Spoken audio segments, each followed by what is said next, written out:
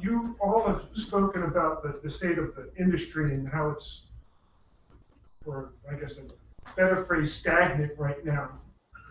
What do you see that we as golf course managers and turf managers need to do? What can we do to help improve the industry, help grow the industry, or better yet, adapt to the new normal of uncertainty? Well, I have a couple philosophies. Number one is, Bruce touched on it this morning, superintendents are older, but statistically, they can probably correct me, but I think that less than 5% of superintendents are over 60. That's correct. True. So that's a bad thing for you because attrition rate's high, but it's a good thing now. You can just worry about that later.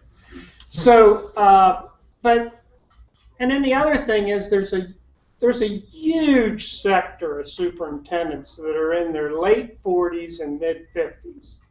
So, like, it wouldn't hurt. First off, you might have to come to grips with the fact that you might be an assistant for 10 years, and you're like, oh, you got to be kidding me. But then you might be better to move. Like, I always think outside the box, whether that's good or bad. But like I was thinking, like, if I were stuck at a club, it might be very cool. Like if I was, let's say I'm at, I'm not saying this is the case, but let's just say two clubs that are relatively equal in Philadelphia would be Waynesboro and Philadelphia Cricket. Right?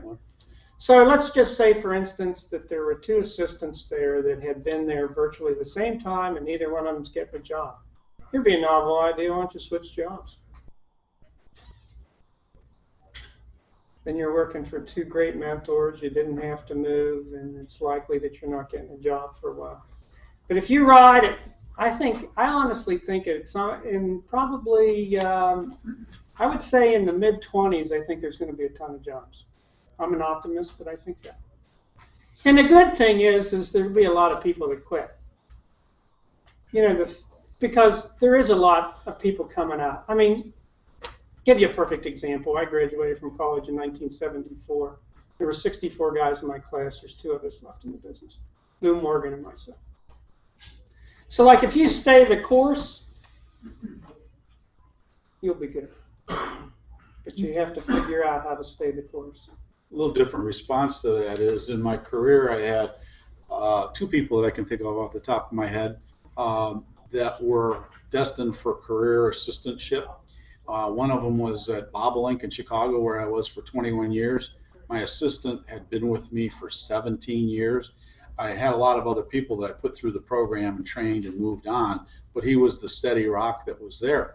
And at one point in time, my assistant came up to me and said, he says, you know, I don't get any recognition around here. He was like angry about this, that, you know, nobody ever talks to him out on the golf course. And I said, look at you. And he said, what? And I said, you're wearing a uniform shirt that says Rick on it, you know, on the patch that's on there. And I said, you got the keys hanging from your belt, and you look like you just got done doing an irrigation repair. And that wasn't easy to say. And this guy is a big man. He could have squashed me instantaneously. And the reality is, I said, best advice I may ever get you is go out and buy yourself 6 or 7 pair of Dockers. Go out and we'll get them for you at the clubhouse. We'll get you some golf shirts that say Bobolink Golf Club on them. And I said, and then I want you to come out and a day or 2 a week play some golf out here, you know, after work, and be visible. I said, golfers assimilate to golfers. They don't assimilate to workers. And he came back and in about 2 months said to me, he says, I can't believe the change. And I said, perceptions become reality. So you got to change the perceptions of people, and that's one of the ways you do it. He followed me and has been now for another 17 years superintendent at Bobolink Golf Club. It only took one conversation to sort of make that happen. Doug Martin, LA Country Club, my right-hand man, uniform, Doug on the patch. I mean, it's like, wow, we got to do better than this.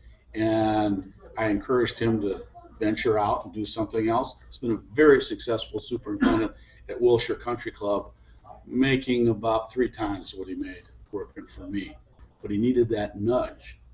And I think that's important. If you're not working for people that are nudging you, then you're probably not advancing yourself.